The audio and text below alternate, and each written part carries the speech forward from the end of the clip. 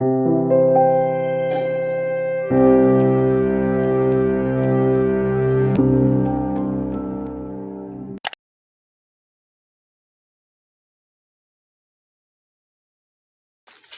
papunta po tayo sa isang humihingi ng tulong sa atin. Humihingi sa inyo, mga kababayan namin, ng tulong. Ito po ay pupuntahan namin yung bahay nila. Dito po yung daan papunta sa bahay nila. Tingnan po natin yung sitwasyon kung nandito sila ngayon, kasi tumawag sila sa atin na nanghihingi ng tulong. Ito natin ang area nila. Area nila. Ayan. Ay, ito po. Ito po yung bahay nila pala. Tayo. Ayan. Parang walang tao. Ayan po natin. Ayan. Ayan po sila.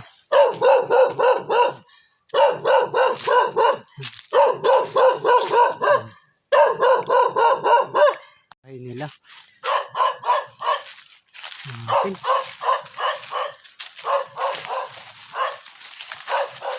Bukal pala yung lugar nila. Ay, butas na yung bahay nila. Bahay nila. Ano? Ang gamit.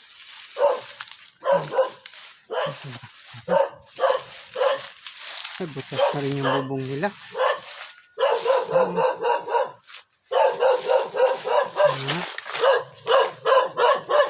Ito yung nanghihingi ng tulong sa atin. Yung aso na lang nandito ngayon. Nasa baba sila. Baka nasa baba sila, wala pala sila rito. Ito yung lugar nila rito.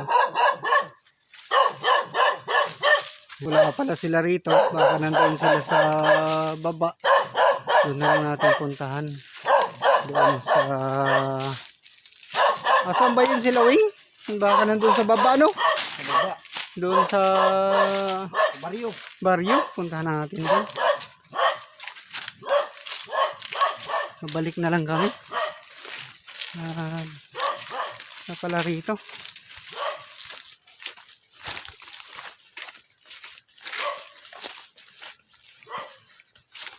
Sakay na lang kami. Puntahan na lang namin doon. Doon sa ano, sa sabi nilang baryo. Doon na lang namin puntahan. Kasi wala pala dito na. Hindi pala sila. Okay. Sakay ako. Ayan.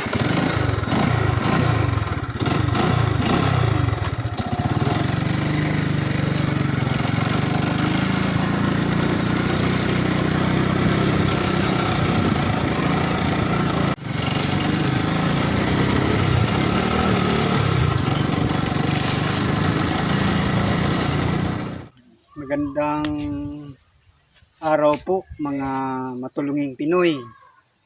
Ngayon, nandito po tayo sa lugar na to. Yung pinuntahan po natin na lugar, sila po yung kailangan nating tulungan. May isa po tayong kaibigan na tumawag sa atin.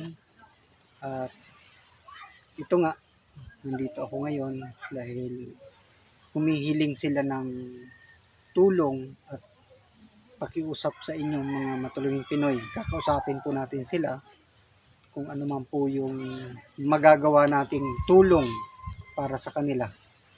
At kasi meron po silang mga kahilingan na ipapaabot sa inyo. Baka sakaling makatulong po kayo dahil sa sitwasyon po nila ngayon kailangan po talaga nila ng tulong. Nakita nyo naman po yung lugar nila, yung pinuntahan natin na bahay nila ay talagang sira-sira na po. Kaya talagang hirap po sa buhay. At ngayon nga po, meron pa silang nararamdaman. Ito po, kakausapin ko po sila. Pakinggan nyo po, panoorin nyo po kung ano yung mapapag-usapan po namin ni ate para malaman po natin kung ano talaga yung pangangailangan nila. Magandang araw po, kumusta po kayo? Kumusta? Okay lang po. Ano po yung pangalan niyo po? Margie. Margie Gulato. Gunato. Gunato. Bali, ilang taon na po kayo? Mag-40. Magpo-40 pa lang po kayo. Anong taon po kayo napunta dito po sa Masbate? 2012. 2012 po kayo napunta dito. Saan, bali taga saan po kayo talaga? Yung lugar niyo po? General Santos City. Sa taga Jensan po talaga kayo? Paano po kayo napunta ng Masbate? Sa Manila. Sa Manila. Yung bali doon po kayo nagkakilala ng naging mister niyo po. Tapos lumipat po kayo dito sa... Anong taon po kayo napunta ng Maynila?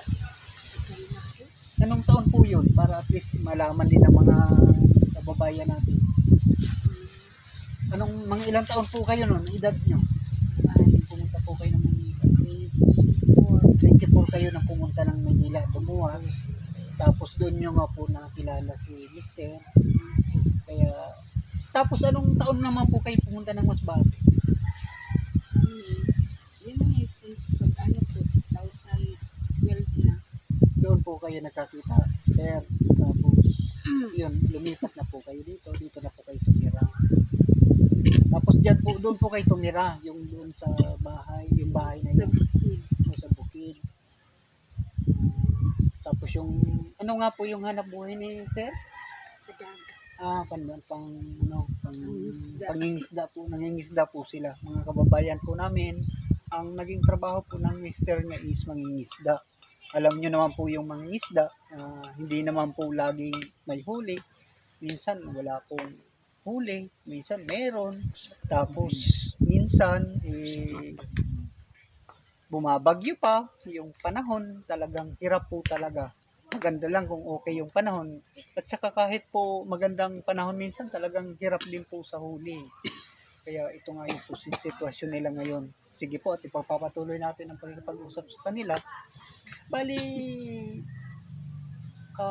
ilan po yung naging anak nyo ni Sir? 4 po. 4. Ano po yung edad ng panganay nyo po?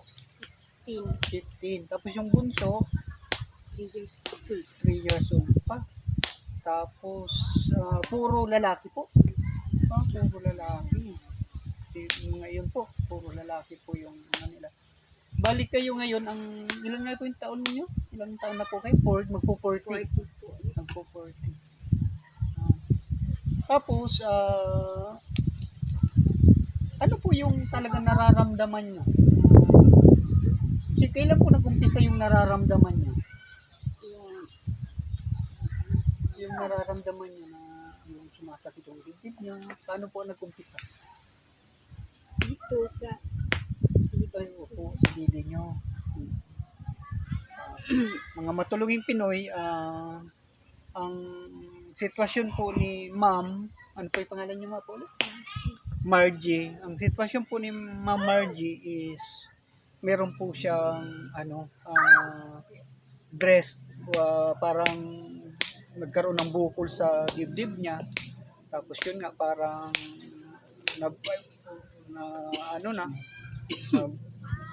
parang nabutas na siguro, parang gano'n, talagang medyo malala na po.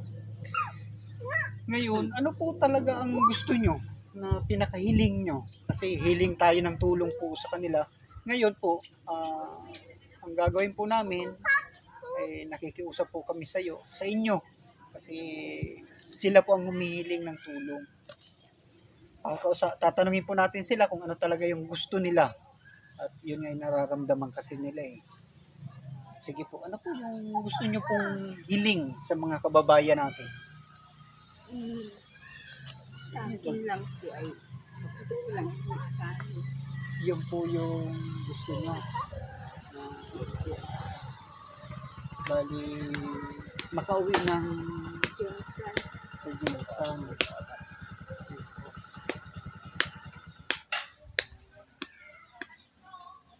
Bali, sino po yung mga nandun ngayon sa Jinsan? Nanay ko. Nanay mo na lang.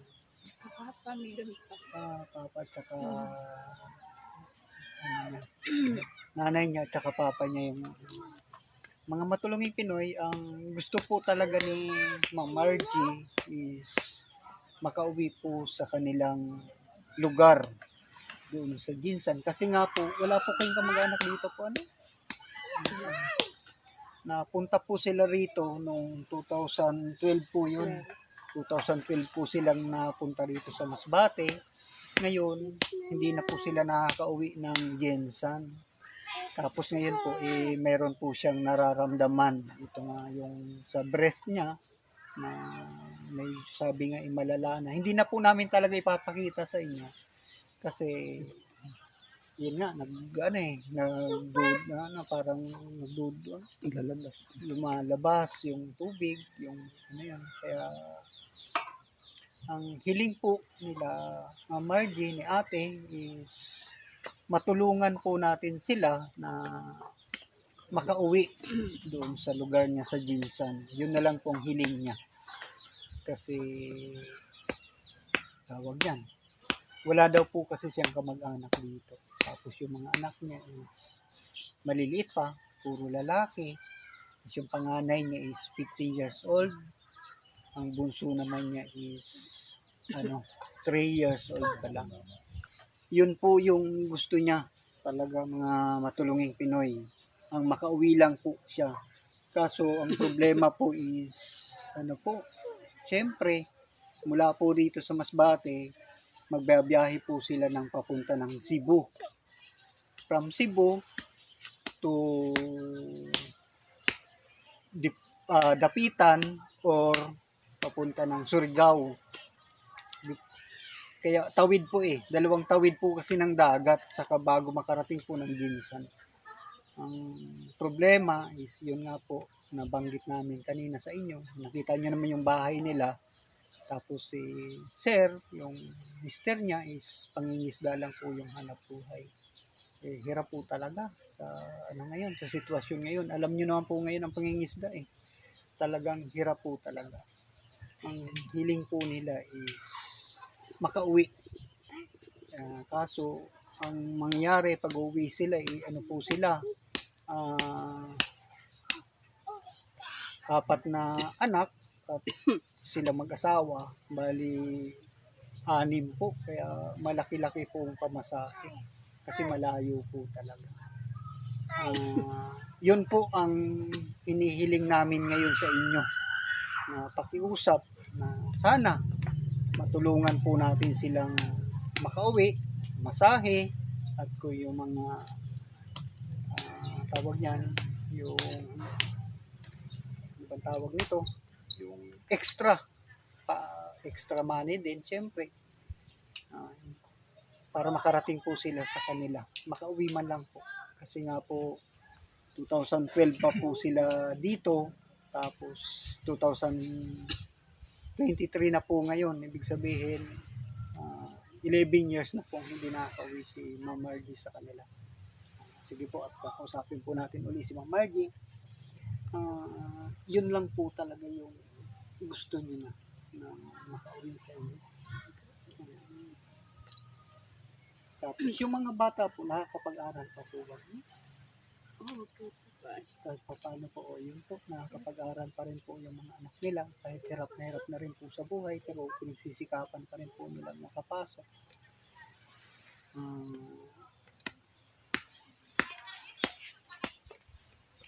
Ano po yung nararamdaman? Nahirapan na po.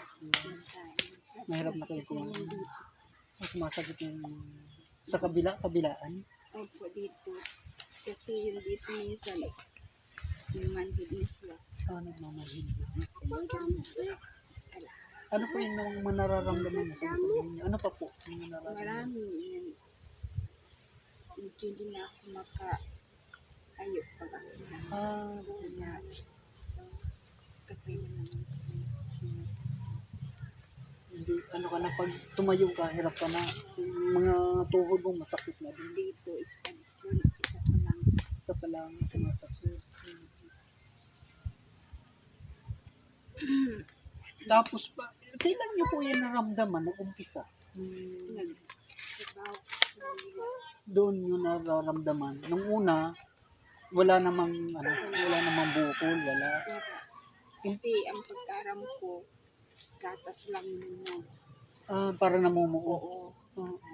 Panay ako inom ng bulong. Ng gamot. Nagsisilong gamitin namin. Ayun. Lumalaki mo siya. Lumalaki ng lumalaki. Kaya umuwi ako. Papunta ng dito, Masbate. Hindi kayo pumunta ron kasi nandito ng pamilya. Okay. Nung pumunta po kayo ng Maynila, nagtrabaho po kayo papunta ron? Papunta nung pero yung mga bata po, Dito, nandito. kan mamay. Dito muna kay mama mo dito. Tapos yung bali naghanap buhay ka pa pala mo na rin sa Maynila. Para makaano sa asawa. Makatulong sa paghanap buhay. Tapos unti-unti po, ano yung naramdaman nyo nung sumasakit? Humihina ka na. Ako. Tapos, kunti-kunti na lang yung gamit ko. Kain, pakunti-kunti ng kain. Tapos pag umuwi ako ng ako, Masakit na sa lalamunan. kaya kunti na lang. Tapos, simula po noon, nakakapagpa-check up naman kayo. Nagpa-check up ako, sabi, Operahan daw. wala naman ako. Yun po, narinig nyo po mga matulunging Pinoy. Nagpapacheck up po si Ma'am Margie. Tapos sabi nga daw po ng doktor is operahan. Ang problema is wala po silang pera. Kaya hanggang sa lumala po ng lumala ang nararamdaman ng Ma'am Margie. Kaya gusto niya po talagang umuwi.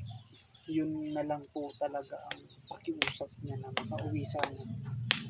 Mga matulungin Pinoy, ngayon po muli kaming makikiusap sa inyo na tulungan po natin si Ma'am Margie na makauwi po sa kanila kasama ng kanyang mga anak. Kanyang 4 na anak at kasama din na ni Mister niya para makita man lang nila yung nanay at tatay niya at mga kapatid niya. Simula po nung pumunta kayo dito, nakauwi ro. Pati yung mga apo, hindi pa pala nakita ng personal. Talagang, sipin nyo po, mga matulunging Pinoy. Simula po nung ipanganak yung mga anak ni Ma'am Margie, hindi po sila nakapagbakasyon doon. Hindi din nakita ng mga lolo at lola, mga pinsan, mga magkakapatid, mga pamangkin nila. Pamilya talaga ni Ma'am Margie kasi dito na nga sila tumira. Ngayon, dahil sa nararamdaman ni Ma'am Margie, yun po ang pinakahiling na lang po talaga niya. Mabigyan po natin sila ng pagkakataon para magkita-kita po sila ng kanyang mga mahal sa buhay. Humihiling po kami sa inyo, sa inyong mabubuting mga puso po. Sana po tulungan po natin sila na makauwi. Kahit pakunti-kunti lang, kung ano man po yung kaya nyong ibigay na tulong, ibigay po natin sa kanila. Kaya yun po, lagi pa kayong talagang masakit sa dibdib. Minsan di nilang ginalakas. Kasi mas masakit. Maano yung Umaano ka, tulog ka.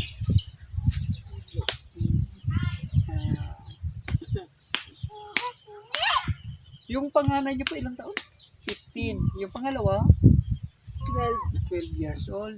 Tapos yung pangatlo, ito, 7. Yung 3 years old. Ito lang po yung gusto magpakita eh. Yung iba nahihiya po kasi kaya ayaw lumapit po dito. Talagang ganun eh. Ang buhay, gusto man nating lahat naman tayo gustong masenso eh. Kaso talaga Hindi pantay-pantay ang buhay.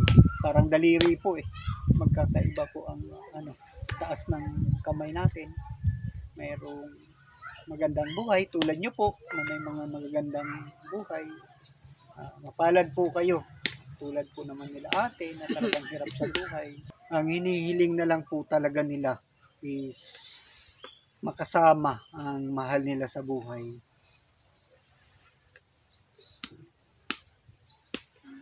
Nalulungkot po kami kasi kung kami meron lang po talaga, hindi na kami hihingi po ng tulong sa inyo dahil sa nakita po namin sitwasyon nila. Kaso kami man po sa sarili namin is wala din po kami kasing pera. Kaya po ang ginawa namin is muli kaming nakikiusap po sa inyo, mga kababayan namin. Paulit-ulit po akong nakikiusap sa inyo na papanood nyo po ang kanyang sitwasyon. Nakikita nyo po ang kanyang sitwasyon. Talagang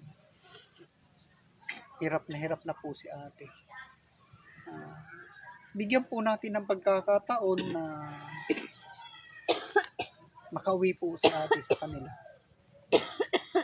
Alam nyo po yung pakiramdam na wala kang kamag-anak sa isang lugar. Alam nyo po yun eh. Na yung nandun ka sa lugar na hindi mo nakikita yung mga mahal mo sa buhay, iba talaga eh. Meron ka mga kakilala, pero iba po talaga kapag kamag-anak mo yung kasama mo. Kapag nanay mo, tatay mo at mga kapatid. Tapos ilang taon na, matagal na po talaga eh. 11 years, isipin nyo po yung 11 years, lumaki na yung mga bata, yung mga anak nila na hindi malang nakita ng mga nanay at tatay nila, lolo at lola. Kaya makikiusap po kami sa inyo. Tulad po ng narinig nyo na sinabi ni ate, hindi nyo nang halos marinig po eh. Kasi hirap na po talaga yung pagsasalita ni ate kasi masakit po yung lalamunan. Saka yun nga, nakikita nyo kung paano siyang ubo ng ubo. Wala na po silang hiningi na magpapagamot pa. Ang hinihingi na lang po talaga nila is makauwi. Yun din po ang hinihiling namin po ngayon sa inyo. Makauwi po sila. Mga matulungin Pinoy, umaasa po kami na maririnig nyo ang narinig nyo ang sinabi ni ate kahit napakahina po ng boses niya. Sana sa pamamagitan ng mahina niyang boses, yung boses na halos hindi na lumalabas sa bibig niya, sana yun naman ang marinig ng puso nyo. Kasi kung kami lang talagang gustong-gusto naming tumulong kaso wala din po kami. Kayo po, sa inyo po kami nakikiusap. Muli, humihingi po ng tulong sa inyo, mga kababayan namin. Tulungan po natin sila.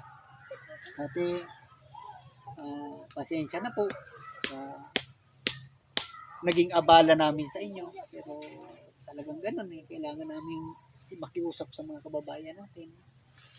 Personally po, gustong-gusto ko pong tumulong. Ito lang po talaga ang magagawa ko. Humingi ng tulong sa mga kababayan natin. Mga matulungin Pinoy, salamat po sa panonood nyo, sa pagsuporta nyo sa channel natin. Sana patuloy po kayong sumuporta at tulungan po natin si ate at ang kanyang mga anak, ang kanyang sambahayan na muli pong magkita-kita sila ng kanyang mga mahal sa buhay. Maraming salamat po sa inyo, mga kababayan namin. Huwag po kayong magsasawa na sumuporta po sa ating channel at sa pamamagitan po nito ay makatulong tayo sa ating kapwa. Salamat po sa inyong lahat.